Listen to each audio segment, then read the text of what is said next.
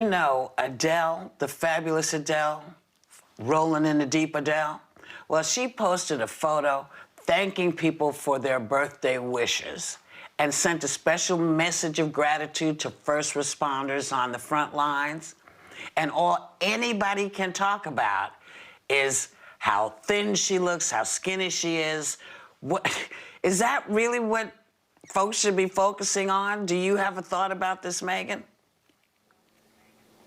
Look, I love Adele. I think we all love Adele. And her weight loss journey has been something that's been very well documented in the media. And I think as someone myself who, my weight is always fluctuating up and down.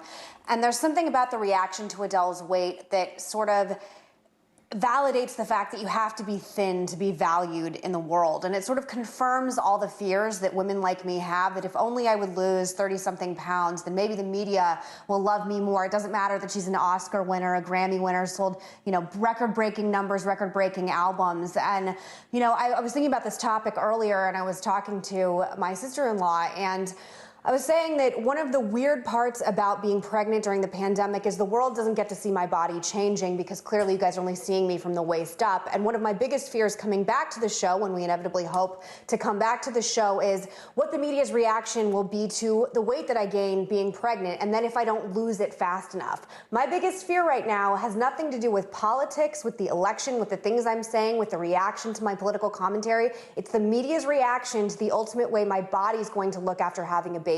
And I think that should really say something about where we're at culturally. And I had a really hard time reading some of this commentary about Adele yesterday, because it just confirmed my worst fears, that if I don't lose 30 pounds immediately, that the backlash is going to be pretty vicious, as it has been for my entire career. So I wish her the best. I hope she's healthy and happy, but I don't love the media's reaction to this. Joy, what does it say about the culture in 2020? This insanity.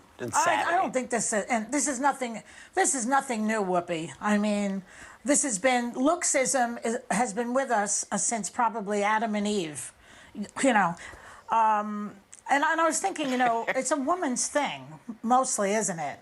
It seems to be women that they go after mostly. I mean, no matter how talented or brilliant they are, I mean, nobody's more talented than Adele. I mean, you and I remember Barbara Streisand. That girl sang like the angels, and all they talked about was her nose and her eyes and how she looked. Yeah. I mean, they tortured that girl for 50 years.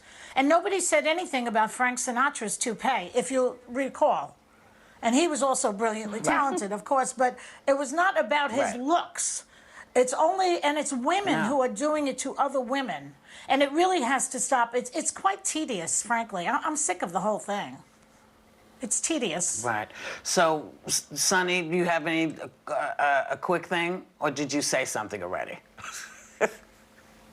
No, I just, I feel the same way. It's just, it's time for it to be over. I love Adele, and, I thought she looked great before. I think it is such a drastic change that I think everyone has noticed it, but she's so beautiful and so talented. It's a shame that she's scrutinized so much. Yeah, I would just caution everybody, look in the mirror before you say a word about anybody else.